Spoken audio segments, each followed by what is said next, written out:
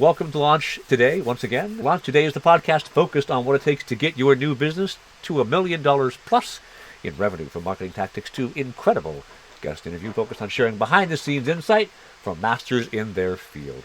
If you want to grow your startup or business, you don't want to miss today's episode, because joining us is a master of B2B growth and strategies and a beacon of entrepreneurial wisdom, Stefan Repin. Thanks, Trevor. I wouldn't put it better than you did, actually. So I was like, wow, this is a master of word. Thank you. All those years of theater, I suppose, pay off eventually. So in case you don't know who Stefan is, his journey in the world of marketing and entrepreneurship began over a decade ago in the B2B setting. Since then, he's navigated through every possible port in the marketing seas, from a branding expert, a product marketer, to a growth hacker, co-founded several companies. His expertise has spanned many industries: SaaS, AI, market research, aviation, healthcare, and even bumped into the crypto space like all of us did during the wild and woolly eras of 2020 and 2021. He's currently founder at Luck Boosters, expert consultant at Wisley, where he and I first connected. He works at a fractional CMO at a number of places as well. For entrepreneurs aiming to scale to a few million in annual revenue, Stefan's journey offers you invaluable lessons, so buckle up as we explore his insight, strategies, and mindset to take your business to the next level. Stefan, thanks for coming on the show. Thank you. I always like to begin this with the simple question, which is, why do you do this? Why are you here? What makes you? I love growing businesses, actually. So my specialty is growing companies up to like maybe $1 million, a bit, maybe 2 million. And then, to be honest, I start to lose interest. Same for me. I like to work with companies who are close to product market fit, but they're not there yet, or they're having some traction. I like to grow them up until some level, and then when you have to manage more than you have to do marketing, I'm like, it's not my game. Gotcha. That's good. And as you've charted your path through your marketing career, has it been like this is who you've worked with, this is what you want to do, you know what you're doing, or is it more, hey, this is where I am now, who knew? No, I came to that. No, it was an evolution. Like, it wasn't like I knew what I'm gonna do. Like, people nowadays, they ask, "Did you know you're gonna do marketing?" I was like, "No." When I went to school, like to the university, to have my marketing degree, I actually wanted to graduate in anthropology. Oh, wow. Yeah. And my dad was against it. He said, "Do you want to work as a dean and earn, I don't know, $500 a month?" I said, "Not really." He said, "Okay, you gotta choose something else, my boy." And I was watching this movie, A Good Year, and there was this guy, Max Skinner, who was working on the market, like he was a trader on the market, a broker. And I said, okay, so if he's on the market, it has to be marketing. And that's how I chose the degree. And then when I dived into marketing, I was like, this is a bit different from what the guy was doing. So yeah, that's how it continues. So I was like, okay, let's stick with the choice. Sounds like fun. Excellent. Okay. I do also have to ask, this is not a usual question I ask people, but you also have a phenomenal bookshelf behind you. Tell me about what you've got back behind you. I mentioned I've got like old National Geographics. I love to see the ads. What's back there behind you? Yeah, in fact, do you mind if I just go there and I'm just gonna... Yeah, go ahead. So I have here, I have here Robert Cialdini, Influence, the first book. Gotcha. Okay, so you get a lot of marketing here. I have Cialdini, The Power of Now. I have this guy. You might know him. His name is Seth Godin, and the book is called Purple. Oh man, I got that book. Must have been 15 years ago. I got that book. Great book. And I also have to ask, because you've got your book spines arranged by color, which is... I don't know, it just clicks. So like I have the white color here, you have like business model generation, testing business ideas, which is like a good one. And then I have the more colorful one here, like on the left. So it goes from left to right.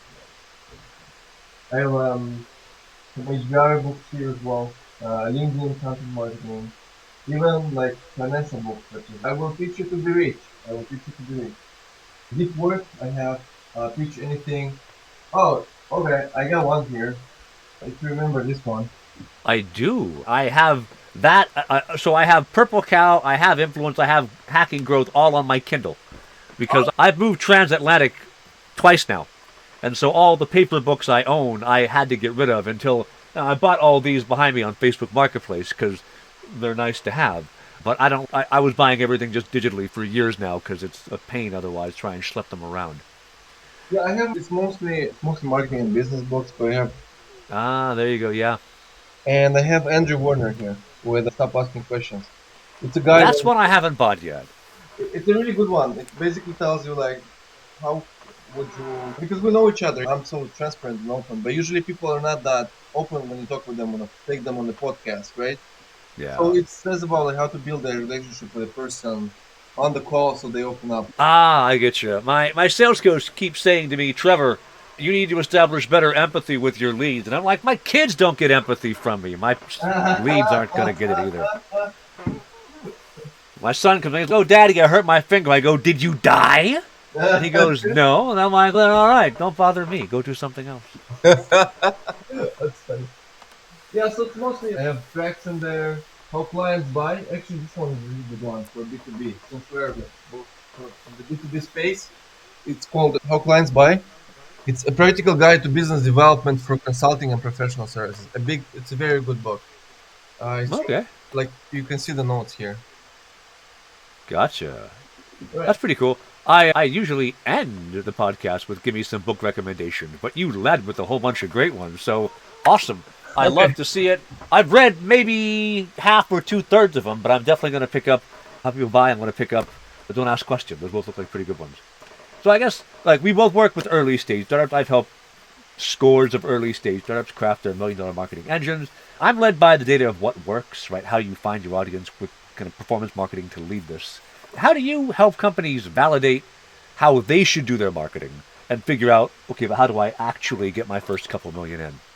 Yeah, good question. If we're talking about companies who are close to a PMF, all you have is a hypothesis, maybe a few pilots, maybe like one paying customers, two paying customers. If it's B2B, because the sales cycle is long. Like for example, telecommunications, the cycle can be 2 years, like for a product. Or if you work with the government, with let's say I was consulting someone, and the company was selling authentication services for governments and local governments and stuff.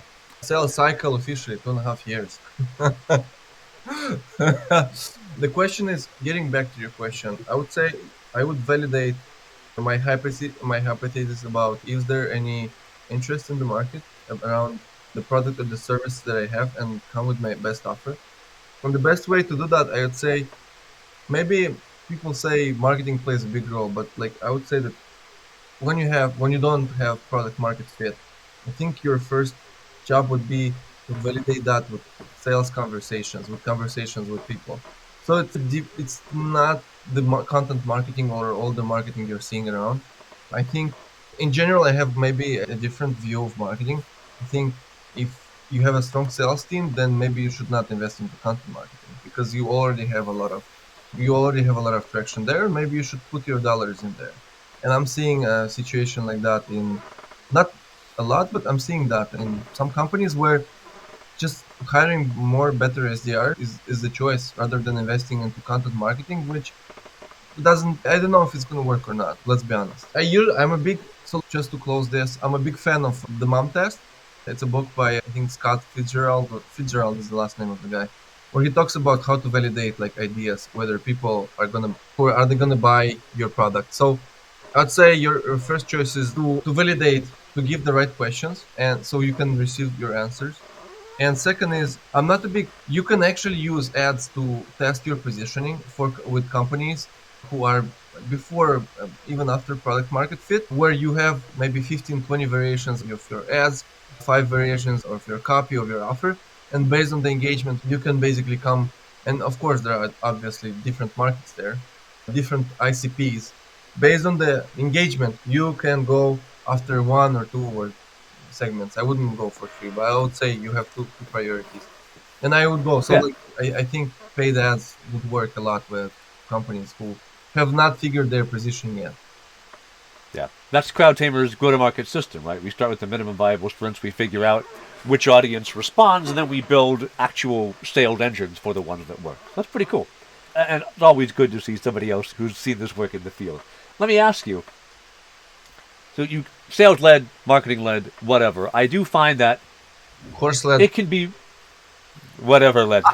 It can be having a coherent story to tell can be really important in your marketing strategies. You just recently were talking about, hey, there's a misalignment between marketing and sales is a common problem that you see with companies you're working with, right? Yeah. And I think it's because they don't have a coherent story to tell themselves and their prospects throughout the whole journey. Can you think of a specific example where you've seen storytelling and having a coherent narrative to align teams really made a difference for a startup success? Startups, yeah. Startups don't really have this problem, I'm saying. Because marketing and sales, they stay next to each other. They talk to each other. I think the problem between marketing and sales misalignment happens in companies where there is a lot of politics, where you have bigger budgets, where you have the same marketing or sales fighting for the same budget. So they have to show efficiency that, hey, I'm going to bring this much inbound with this much money. Hey, I'm going to bring this much pipeline with this money. So that's where they fight, and that's where the misalignment happens. In smaller Gotcha. companies, examples of how it works. I'll be honest with you, I haven't seen much in misalignment in smaller companies. But how to line the departments? It's basically it sounds easy. It sounds easy on paper, right? It sounds easy when I say it, but like it's basically looking at how efficient are any of these models. So is the sales motion more efficient? Does it bring more? Does it bring more revenue, more pipeline than the marketing motion?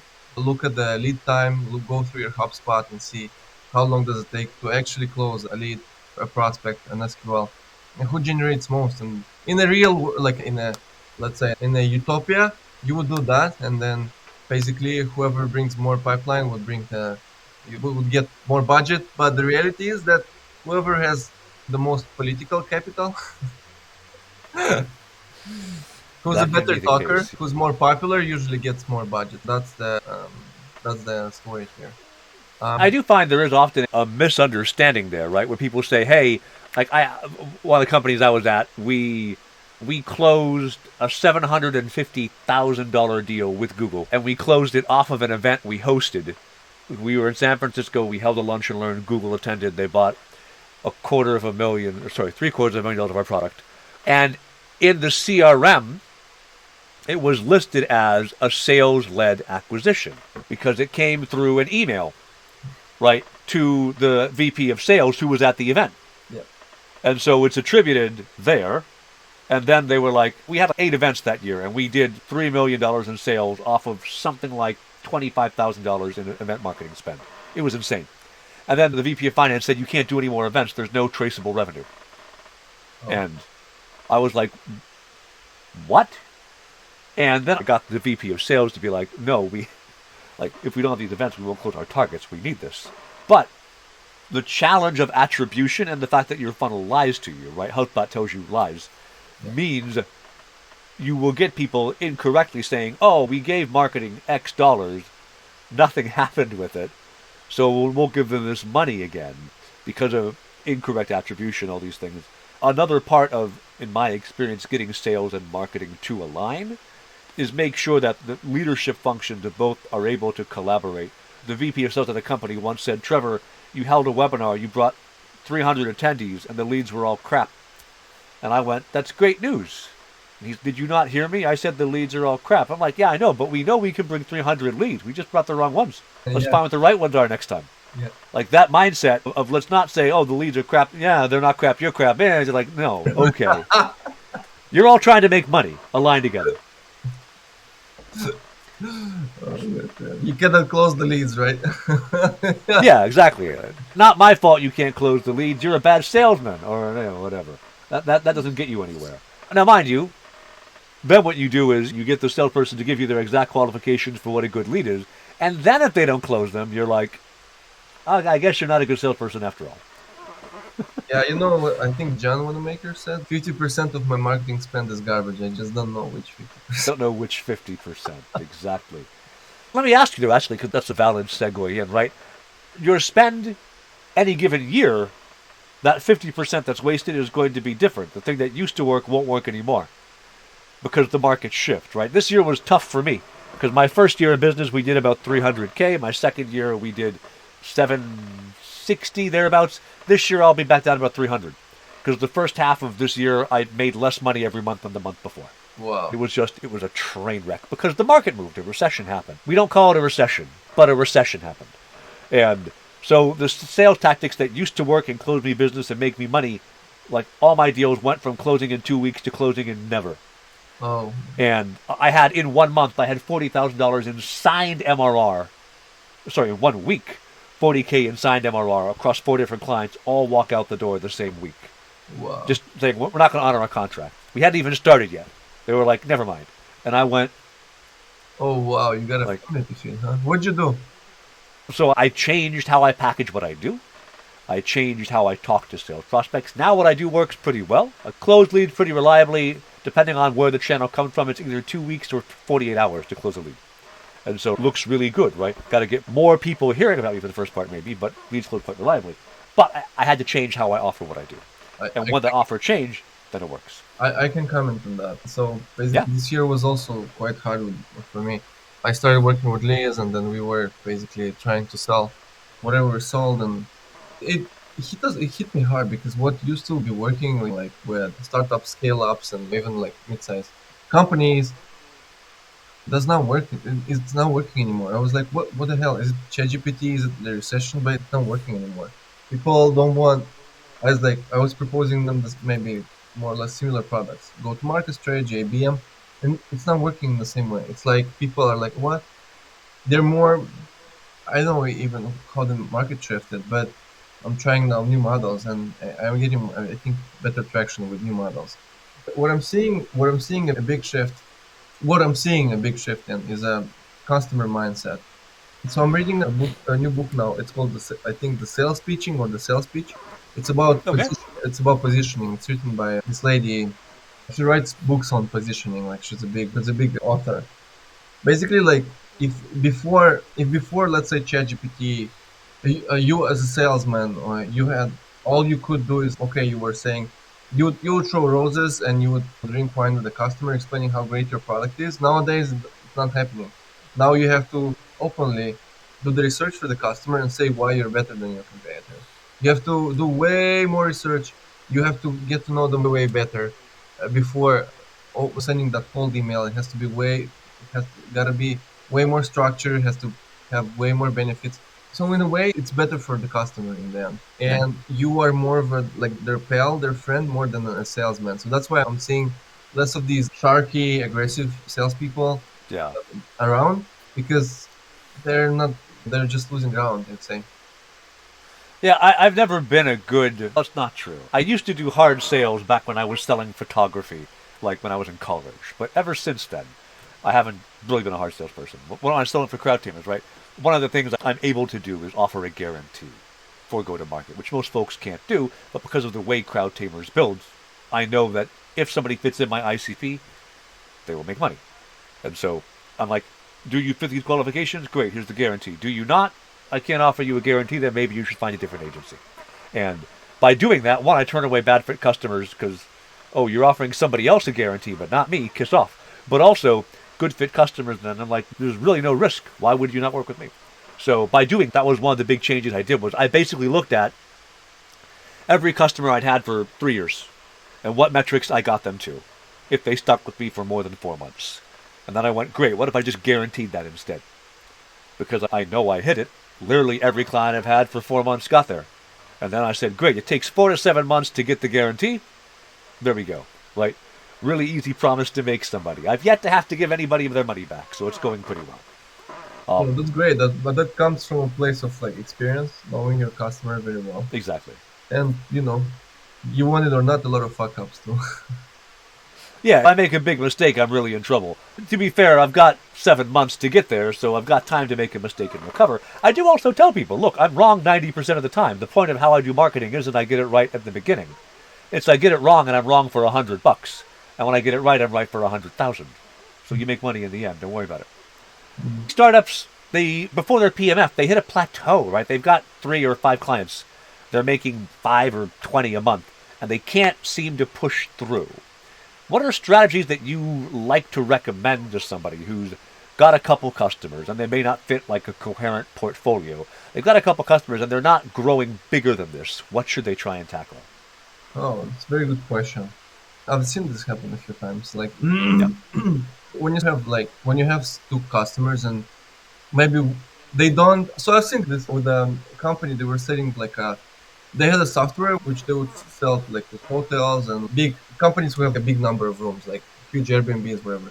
And they would manage their maintenance service. Upkeep was their competitor in the US. Anyway, so they had this problem. They had a hotel chain and they had an insurance company use their services, and they were like none of them was actually like a very good ICP. Like they were having problems with actually with both of them, and both of them were saying, "Oh, look, you gotta change the product roadmap this way," and the other Yeah. company would say, "We need you to change the product roadmap this way."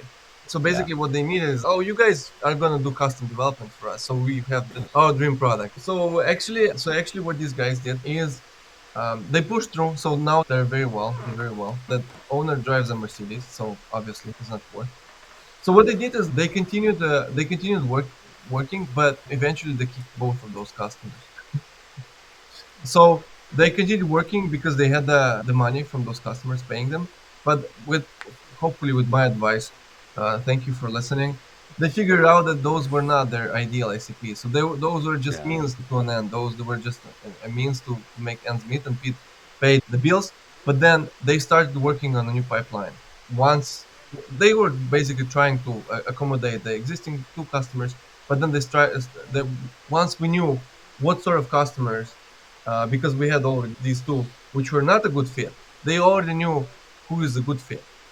So they were looking for the right type of customers that would join the criteria, and they changed, and sales went faster. Like it was much easier to close for them once they found their first customer, which would fit maybe 90% of their like ideal client profile. Like when you're scrolling on a dating app and you're like, not this one. Not this, oh, okay, this is it. Yeah, I'm looking for this one. Okay, so that's a feeling like, aha, and that's how they pushed through. Basically, they just said, okay, we know what we want, we know what we do not want, and that's like a lot of learning, and that's how they pushed. Maybe you can say what was your experience, what happens in your world, Trevor.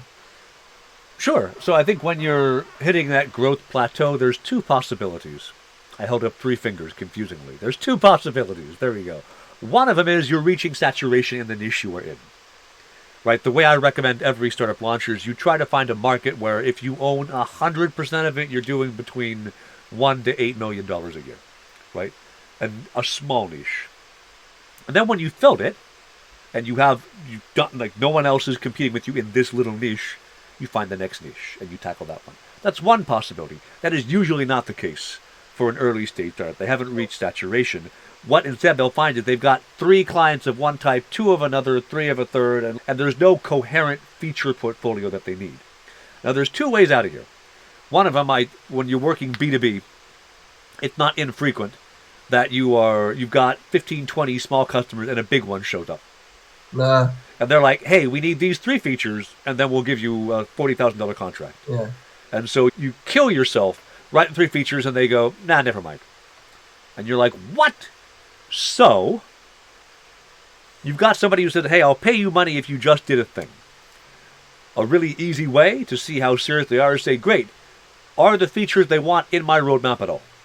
If they're not in your roadmap, kiss off. You're not my client. If they are in your roadmap, but they might be like 2 years out, then you tell this lead, hey, you know what? If you pay 10, 20, 30, whatever, $1,000, we'll reprioritize our roadmap for you. If they've dropped the check, this is a real thing. There's enough pain where they will write a check to get this sooner. There may be more than one client for whom that is the case.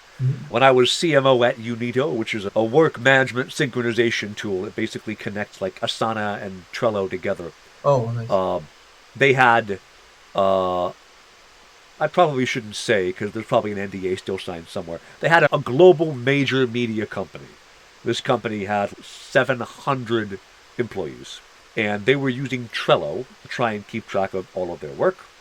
And they had a particular feature that they're like, if you get this, we'll be your client. And we said, great, pay us $30,000 in addition to the annual contract you were going to sign, and we'll do it. And they said yes. And we went, okay. And then that same feature that they paid to write, 3 or 4 other enterprise clients over the next year bought. So we had somebody pay us to write the feature, and then it was a major differentiation for other enterprise clients. Now there's PMF, right? Yeah. The feature you didn't have fits. So that is, if there's somebody who's willing to pay you for this thing where they say, I wish your product had this, that's a sign of PMF. The other way you go is not say, hey, somebody buy me out of my own problem, but you say, great, I don't have a sensible portfolio of people who are using my product. I better go find one, like you're mentioning. You say, hey, none of these people who are buying from you are your ICP. Let's go find your ICP. Yes. And that's the other way to get out of it. Yeah, that's a smart one. Yeah. So if they don't write you a check, don't go for it. Enterprises are very well known for having a lot of decision makers. Each of them has like different views on your product, and they'll keep on talking, and nobody will write you a check. So very careful with that. Yeah. One of the biggest causes of death I have seen of an SMB SaaS product is an enterprise deal shows up, and then the company ends up becoming a very poorly paid outsourced development house for the enterprise agency, where it's, hey, do this feature, and all you do is write enterprise stuff, and you neglect all the rest of your client base. So when you win a really big contract, if you're in the SMB space, 1, good job, good for you. 2, make sure it doesn't kill you, because it frequently does. It's a good one. So, I think when you're testing a new idea, trying to find your new ICP, or even just launching your idea to start, there's a balance you have to make between risk and innovation. Right? Innovative ideas are risky by their nature. If you're too insane, you won't succeed. If you're too far ahead of the market, you can't make it work. One of the startups I launched in 2005 was a video resume startup. And everyone in North America still had dial-up back then. So you upload a 320 by 240 postage stamped video with 8 kilobyte sampled audio, and then that's supposed to be you on a resume. Kiss off, right? That was never going to take off. Nowadays, that might work. We all have broadband, and we automatically transcribe all of our videos using AIs. But it was too far ahead of the time, too risky. You're working with a startup, and you're trying to advise them navigate risk, innovation, find the right balance. How do you help them strike that as they're trying to market and scale? Interesting that you mentioned. I actually also worked with a video resume company. It was 2014, 2015. And they were told that they showed up late to the party, that the market doesn't need them anymore. That they have too much competition. Funny enough. You can be too late, you can be too early. So how to look at risk or innovation? So when you work with early stage companies, you certainly, I always used to say, so you can win in business by brand and or innovation. So you necessarily gotta have the two of them, right? So brand is like for an early stage company, don't really, it's not very often that you can win by brand because it's a new company. Maybe you have when you have a famous founder and everyone knows, and you build in public, maybe you can win by brand, but mostly it's basically innovation, I would say. And innovation is quite tough. I think innovation starts with the vision, like product vision. So basically, how is this problem? How do I want to solve this problem? So basically, companies with a vision are the ones who either get their share of customers who actually see the problem being solved the way they see it, or they get nothing because nobody cares about their solution. I would say in terms of innovation, recently so I was consulting a company and they had a product which is the same as others in the market segment, the CRM. And I asked him, and he told me like, look, we have this and these features. And I said, look, I understand you have these features, but this is like a table stake. There is nothing here that would show you that you have a vision.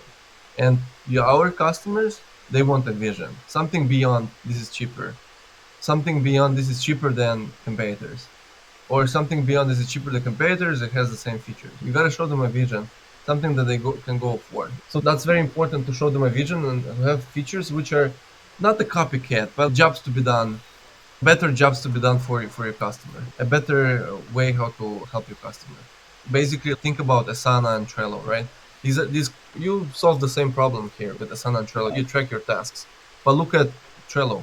They started from the very beginning with the Kanban view, and they were the market setter for a very long time, maybe for 5-10 years. And everyone would be like, "Oh, I'm tracking on Trello," but then I think Asana was before them. Look, it doesn't matter. For the Doesn't comparison, you matter. have the same problem. You have the task. You gotta track your tasks, right? And you either can use Trello or you can use Asana, right? And these companies are very different. And people, I believe, who use them are different. Yeah. Asana is really more like lists and interconnected stuff and really advanced. Let me connect so that when I complete a task here, it opens a new task there and all this stuff. And Trello just like, here's cards, move them around. Right? Yeah. And So there it is is a also very Notion. different kind of person. Sorry, and there is also Notion. Of course, I love Notion. I use Notion. That's how the whole agency runs. But I note that Notion is, if someone went, what if we took Asana and then made it even more complicated? It's tremendously, Yeah. it's just a baffling tool. I am, in my company, I'm the only person who like does all the interconnected automations and everything with it. And they're all like, fine, Trevor, it makes you happy, but we don't care. We're just tracking our tasks on a Kanban view. That's all we do. Yeah, that figuring out the way to make your innovation work, right? And I think innovation can be a dangerous thing to concern yourself about, because app that is 95% all the same job to be done on something else, and then one feature change that is crucial for a niche can win. Yeah. I'll give you an example. I built and then exited out of a little AI startup this year, built and got out of it. And it was legal tech video transcription, Oh, wow. but it didn't use OpenAI's API. That was the only differentiation. Is it used Cobalt or Llama instead? So that means it runs on your own servers, Yeah. not on the cloud. And that means the data never leaves your ownership, which for lawyers is crucial. Yeah. So there you go. It was upload a video, we'll transcribe it and make it searchable, which 100 people do, but they were all using GPT-3 or 3.5 at the time to do it. And we went, the quality output is not quite as good when you use Llama or Cobalt, but it's good enough, and the data stewardship is there. That's it, right? So you don't have to have everything be innovative if you understand a problem enough to say, if I just did this, it would work for these people. So that idea is all you need. And risk is obviously tiny in this case. The idea of take a video, transcribe it, and make it searchable is a pretty well-defined, a bunch of tools I can use for that. Descript, both you and I use that, right? Yeah. Is a good tool for that, but totally inappropriate for legal use. And by saying we understand a UX, we understand a job, all of that, and then you add one thing, now it's innovative enough to make a little bit of money. That's a really good twist. And I all the time I see people come up with something that looks super obvious and one small twist. I'm like, that's so good. That's so good. There's one guy who runs a startup where all he does is he takes every startup's monthly subscriptions, does an annual plan, which he puts basically on his financial credit, and then charges you half of the difference between what the annual plan and monthly plan is every month. So he takes 50% of your savings for himself, Wow. and then but you still save money, right? And you're still paying month to month the way you want to do. Like, such an obvious idea, hardly even a startup. It's like a fintech little concept, but he's growing like a rocket ship because all kinds of startups don't want to commit to an annual deal because they don't want to pay upfront the full $1,400 for the year. They'll pay whatever, $110 a month, and then have to pay more. So this kind of thing is, wow, what an obvious idea, but also, yeah, that'll work, that'll print you money. Yeah, imagine all those enterprise products where you don't have a pricing, it just says contact sales, Yes. right? And they I have also know somebody who's got a $40,000 annual software that he had got an unlimited license to, and he's selling monthly $100 subscriptions to hundreds of startups. Imagine, I'm just having this idea. What if there would be someone who would sell Zoom Info, for example? Everyone in their realm uses Zoom Info, right? And they run an annual contract. Can be like quite expensive. I'll give you a pro tip there. If you want anything from Apollo or Zoom Info, go to Fiverr and pay somebody $5 to do it.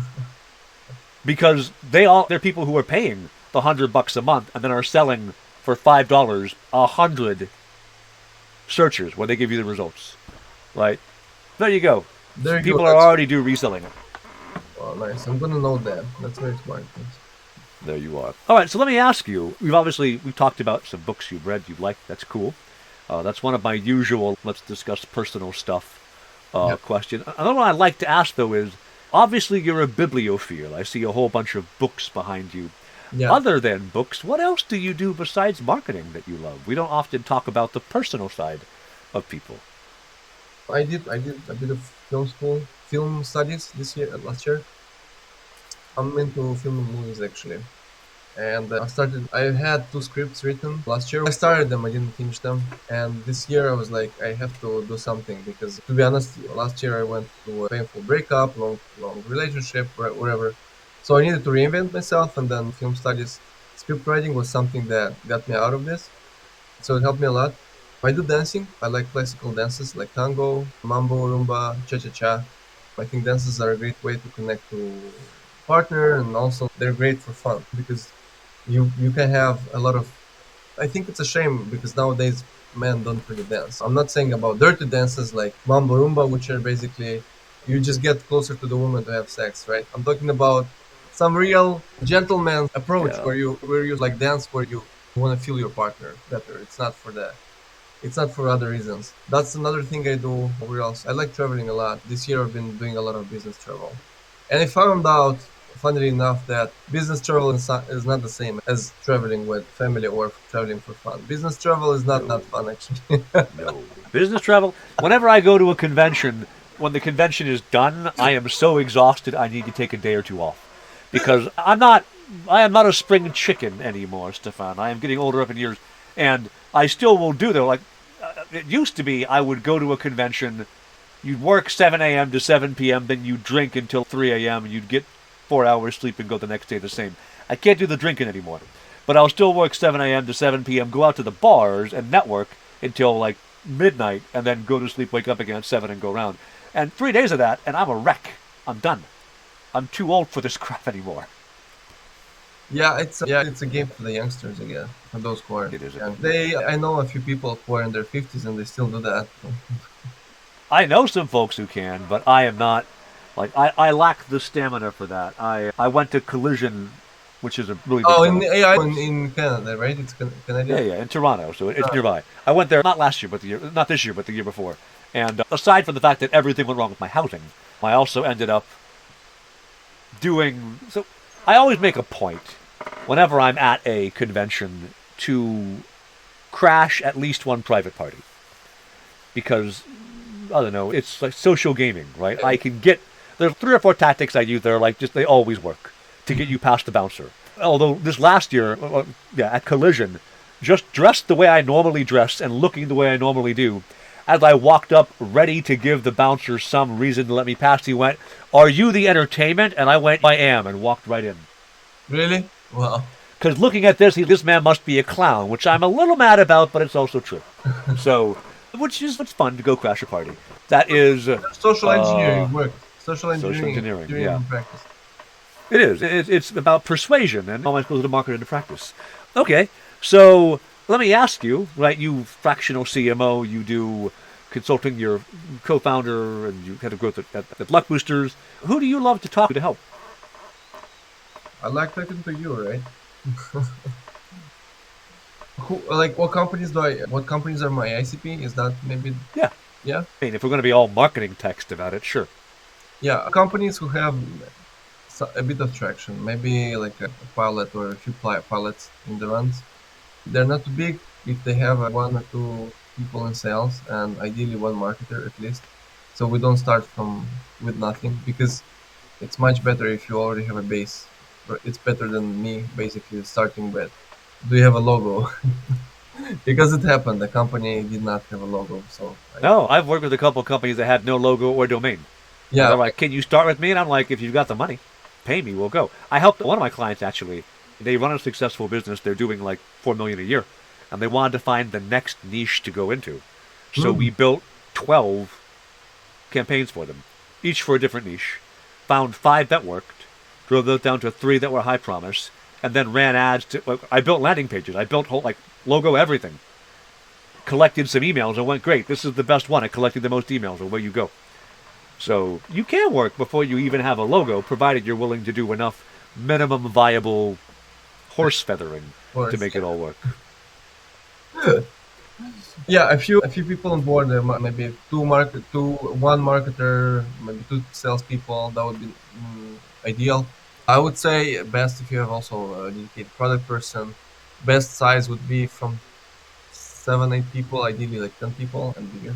If it's very small, I don't mind doing the work, but it's just gonna be a lot of back and forth, and it might not be the most efficient way to use like anyone's talent. And sales cycle. So I try to work with companies where the sales cycle, the product is expensive, more than 5K a month, and the sales cycle is at least 3 months. At least Okay. 1 month. Because if it's very short, then and there is a lot of demand. Oh, one more thing. I tend to have good results with companies who do not show a lot of demand.